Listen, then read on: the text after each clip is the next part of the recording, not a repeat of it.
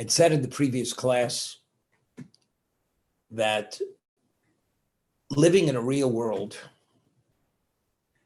and having certain life's experiences, understanding that one must live responsibly and live a life of constructive behavior, not destructive. And we have equivalent situations. You want to be healthy, you eat healthy, you live healthy, you take care of your physicality by eating, exercising. The mind is always engaged in positive information. The mind is being challenged. And this is how one advances and one grows, one has experiences, and one becomes more accomplished.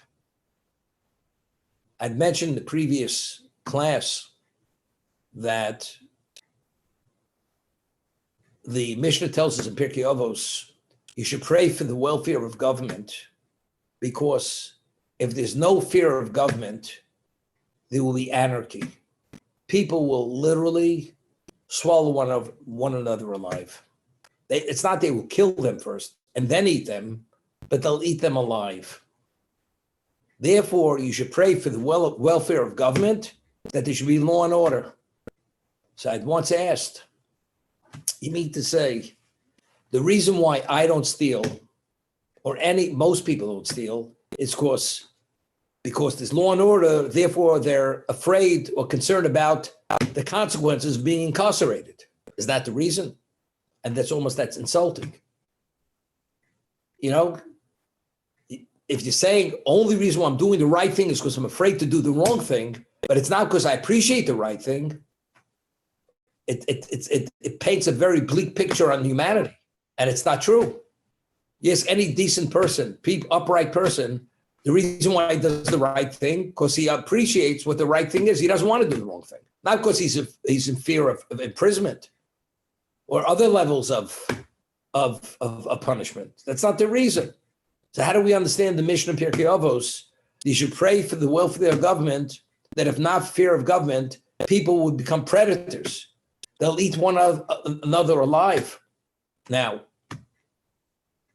if a person was raised in a jungle where it's survival of the fittest, and nobody has any idea of what's right and wrong, that person, in what context will he behave? The context he will behave is whatever he is inclined at that moment to do, that's what he's going to do.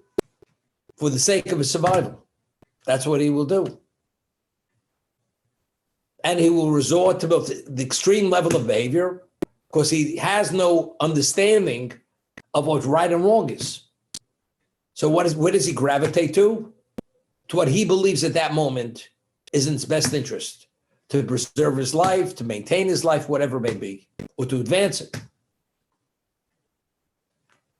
If there is law and order, the government creates a structure of what's right, what's wrong, what's acceptable, what's unacceptable, what's appropriate, and what's disgraceful. And how do we have an appreciation for that standard which society sets? Stealing is unacceptable. How do you have an appreciation for that? Maybe it's justified. If someone has more than you and you have less, and I take from him, he has so much, would it really make a difference if he has a little less? He won't even feel the pinch, as they say. But if the government sets a standard and says, if you steal, you'll be imprisoned. Not for a day, not for a week, for 5 years. Evidently, what does that communicate? That stealing is something serious. We all respond and process things based on our personal experiences. We perceive things based on how it impacts our life. God forbid, murder, the death penalty, or life imprisonment. What does that say? There's a difference between if you kill an animal or you kill a human being. Human being is something beyond that. So we have to set up a system of relating to values and what is acceptable, what's not acceptable, what's ethical, what's moral, and what is the proper quality of behavior you should live your life. That's what it's all about. But you can only relate to it if you have a yardstick to make that evaluation, but you only have a yardstick if there are the measurements, the rules. Does this meet the rule, or is this a breach of the rule? What is it? So who sets the rules? The government sets the rules. But rules only have value if they're not meant to be broken. And if they are broken and they're transgressed, there's going to be liability to the person who crosses those lines. Then you have an understanding. It's not a law in the books. You have a law in the books, but the law is never enforced. Then the law means nothing. The standards don't resonate with the people because nobody's touched by those laws. So you pray for the welfare of government, and as a result of that, this fear of government, and therefore people don't become predators because they understand that there's liability and consequences for their behavior.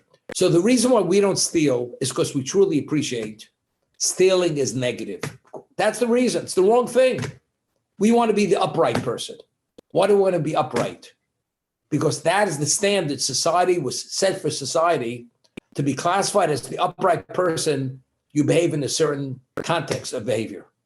And if you don't, you're seen as another type of person, whether it's a thief, whether it's a damager, whether it's a murderer, whether it's a person who's a con man, whatever it is. But that all is only appreciated is because the standards are set by the government. This is the understanding.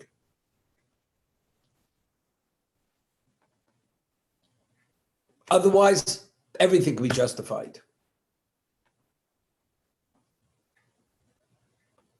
We read about the destruction of Sodom. Sodom was the most evil society that existed in the history of existence. As it says, they were bad and they defied God intentionally. God eventually brought cosmic destruction on Sodom, wiped them off the face of the earth. There's no trace of that existence. What was the problem with Sodom? Do you know giving charity in Sodom was a capital crime? If you gave charity, you were put to death.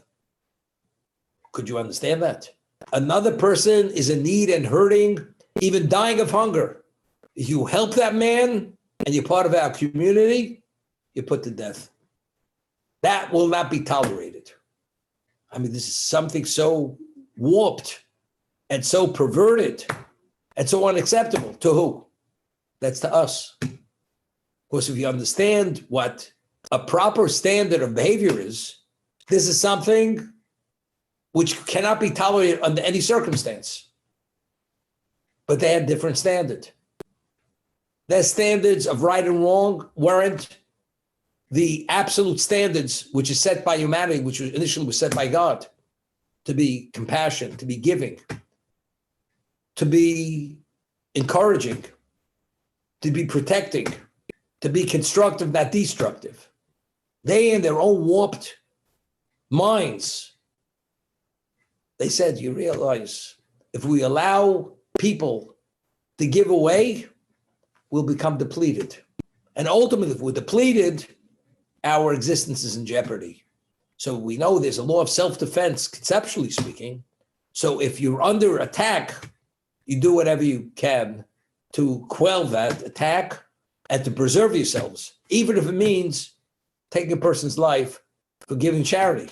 Because we allow these people to invade and cross and breach the barriers in our community, the whole world is going to converge on us, and what's going to be left? Therefore, it's survival.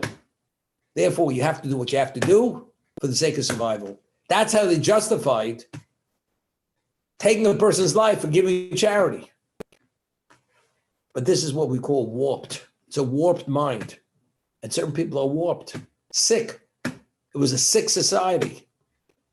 God says, when I created man, I never meant this kind of human being. It doesn't even have the basic fabric of humanity.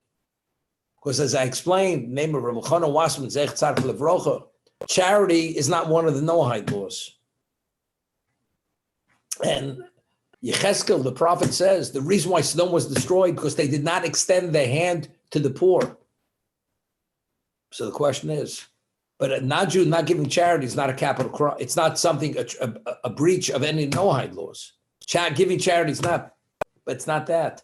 It was at such an extreme level that this is not a human being. As a human being, you have to live within the context of 7 Noahide laws. But what about if you forfeit the profile of what a human being is supposed to be? God says that's not the world was created for, that kind of creature. That's not the human being, that's a creature. It's a creature which I'm not interested in having any relevance to. Therefore, God brought that level of cosmic destruction that there's no trace of that society, because that's how evil that society was. That's the understanding.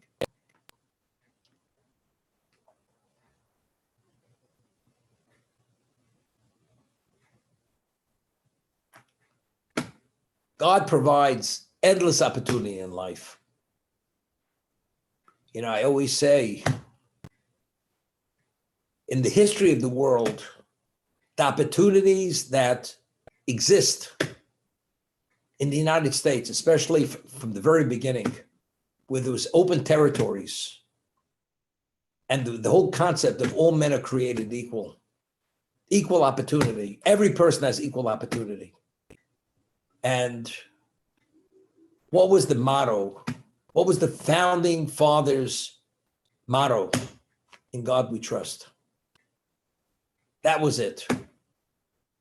That's what the country was founded on, believing in a monotheistic being. That's it. And there is a conscience. If there's a God, there's a conscience. And the country is so vast and so enriched that there's more than enough for everyone. And because there's so much wealth and so much opportunity, the whole concept of envy was minimized. People are only envious because one has, the other one doesn't have. But if you have equal opportunity where everybody could have, everybody's focused on succeeding in life, not seeing what the other person has and what he doesn't have. Because you can't waste your time because there's so much value, and therefore you have to focus on what you could have. And that's the reason why this country grew the way it grew. Of course, there's always a poor class, but the blessing of society, like the Northern Hemisphere, provide for the world, nothing equal to it. Everything exists within the Northern Hemisphere, whether it's the climates, where every type of fruit and vegetable, minerals, forests, everything. There's nothing that's lacking. We can be self-sufficient. There's no worry. The environment is a healthy environment. Rivers, streams, underground water sources, everything. And it keeps advancing and advancing. And it's still the same. As much as you believe you deplete society, you deplete the planet, this planet will never be depleted. It can be destroyed by man's misbehavior. But in terms of if you really see it the way you should and you maintain it correctly, it's literally forever. Equivalent of that. That's in the physical. But the physical is always a mirror image of the spiritual in terms of opportunity. As God provides this unlimited opportunity in the physical, simultaneously, there's unlimited opportunity in the spiritual. And there's so much to take advantage of. You know, many years ago, the first time I met the famous personality I always talk about, anonymously, and this person wanted to see me. And came as a result of a certain incident. And he accused some of my students as being hypocrites because this man is a professed atheist. Why are they hypocrites? Because if they're really observant Jews, they belong in Jerusalem, not in Park Avenue. So they're a bunch of hypocrites. That was his claim. So I always teach my students then, because some of them felt, here we have degrees from Wharton, Harvard, Stanford, and we're confronted with questions we can't answer. We feel like fools. So I said, no problem. You tell them if they really have this question and it's bothering them, you give them your rabbi's phone number, your rabbi will answer them. And that's how this came about. So one of them spoke with a very sophisticated South African accent. Person had a PhD from Stanford in statistics. He says, Mr. Whatever he is, if you really want the answer, I will give you a number of my rabbi. You speak to him. So they alerted me Monday morning. I'm getting a call from his office. The call comes in. Mr. So-and-so's office secretary. Mr. So-and-so would like to see you at a specific time. I never met the man. But his secretary's telling me Mr. So-and-so wants to see me at a very designated time. So I said to his secretary, I said, Mr. So-and-so may want to see me, but the question is, do I want to see him? I just hung up the phone. About 3 minutes later, the phone rings.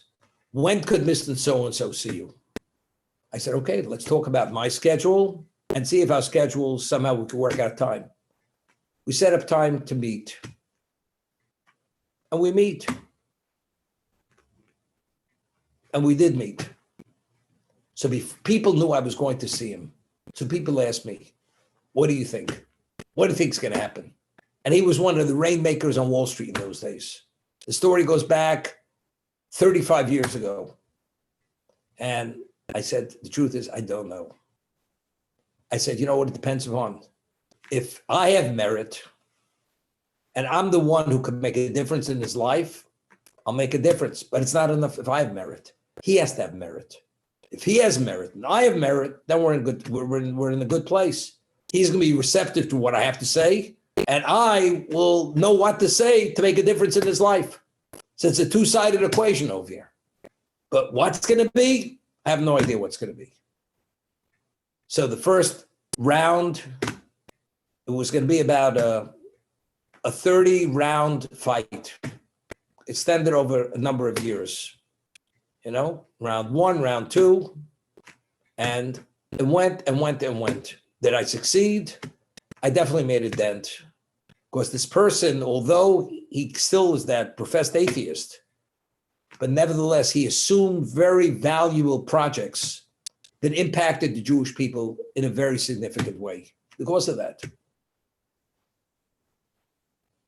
But again, to see and appreciate opportunity. You have two types of people. You can see the glass half full, or you can see the glass nearly full, although it's only 50% full, or a third full.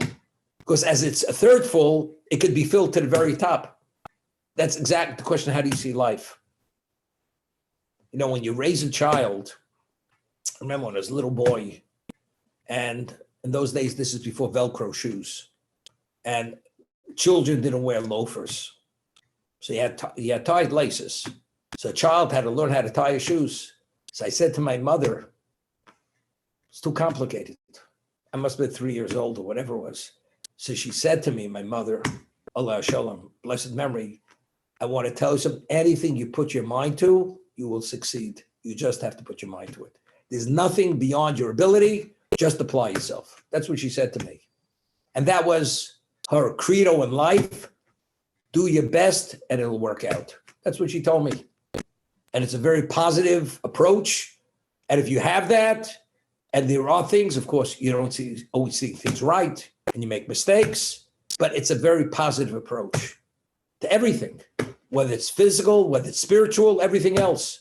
There's always regression. We always slip. There's always slippage. As much as we slip, one step back, two steps forward. But that's what life's all about.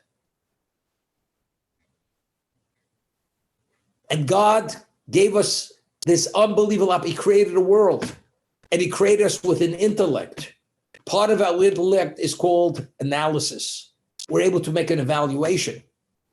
But when you make an evaluation, it has to be within a context of, you have a sense of what is and what's not. And this is what I told you. There has to be a standard. You have to live within a society that standards are set. And based on those standards, you can even go beyond the standard, improve the standard, or undermine the standard. But that is all the context of what? Of choice. Frames of reference, right or wrong. Until the Great Flood,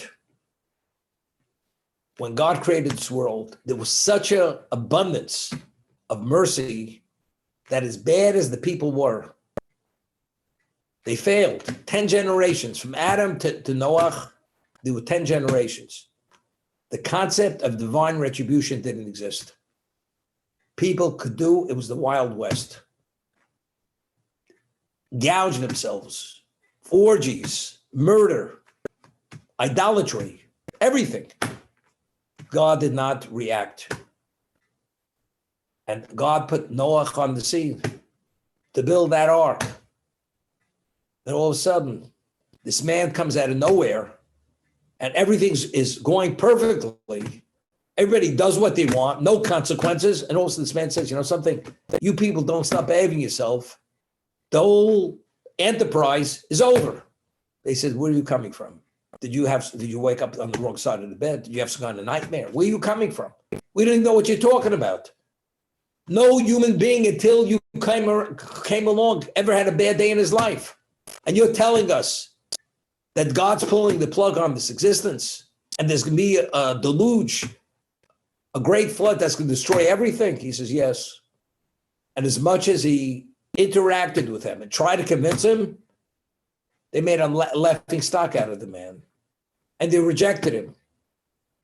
And therefore, even when it finally was about to happen, and they saw it happening, they said, this is an impossibility. The great flood took place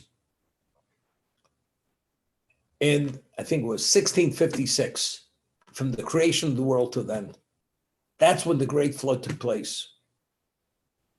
And if that's the case, if nothing ever happened then, why should it happen afterwards?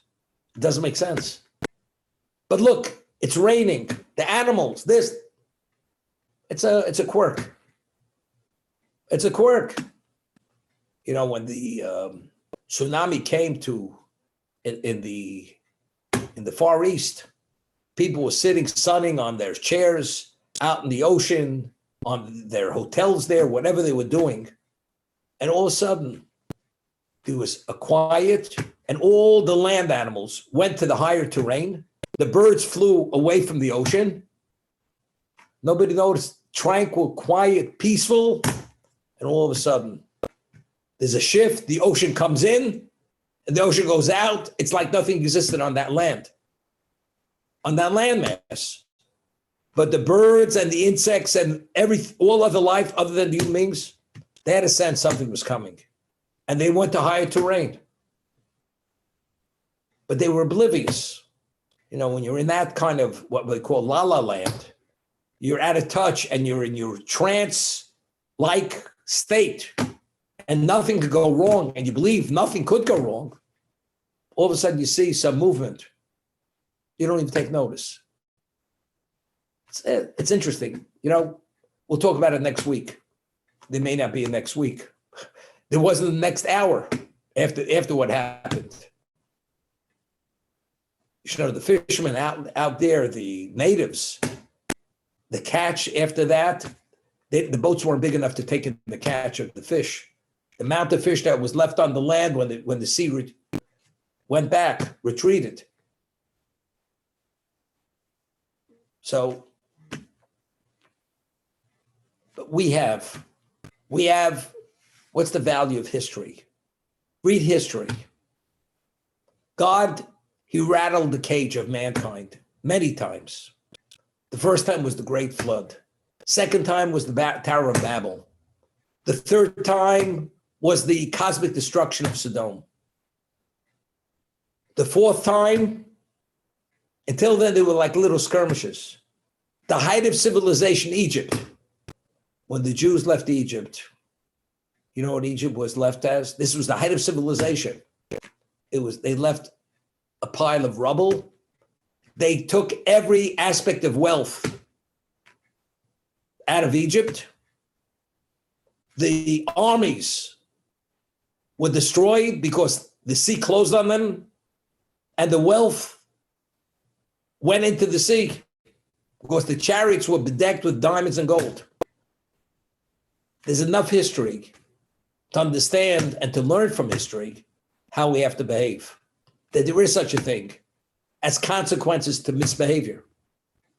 So God has provided the standards and the contrasting situations for us to understand what's positive, what's negative, and to gravitate to the positive and stay away from the negative. Even if it means changing the laws of nature. Miracle is not natural, it's supernatural. The Great Flood was not natural, it was supernatural, although it was destruction.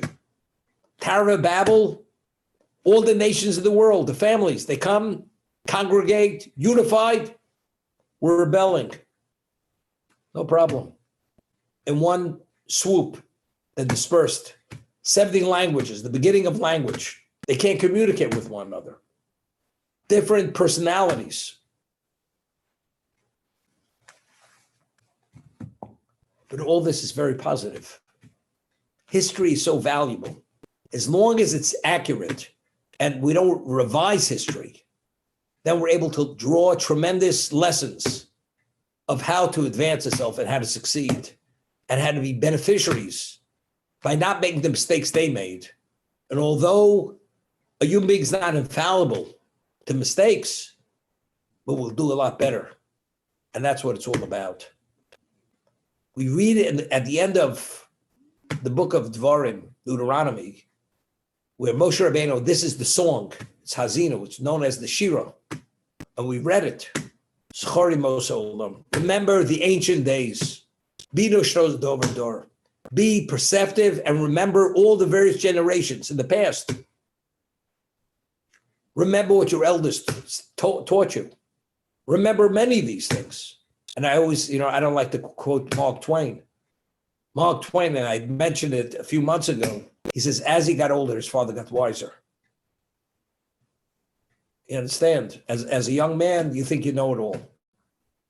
But as you begin tasting life and realizing it's not a bowl of cherries, as they used to say, all of a sudden you realize, what your father told you when you were 18, 20, all of a sudden starts resonating with you, and you say, it's profound. Why didn't I listen? So all of a sudden your father's getting wiser. The light is shining more brightly. But some people, they have their head in the sand. As close, as bright as that light shines, if your head is in the sand, you're not going to see that light. So you have to be from the lucky ones. But there's enough light being shown in this world that we could all be beneficiaries of that light to see opportunity and take advantage of opportunity and maximize on the privilege of life and benefit of every moment because it has infinite value. We're going to stop here to be continued tomorrow. Thank you, Rabbi.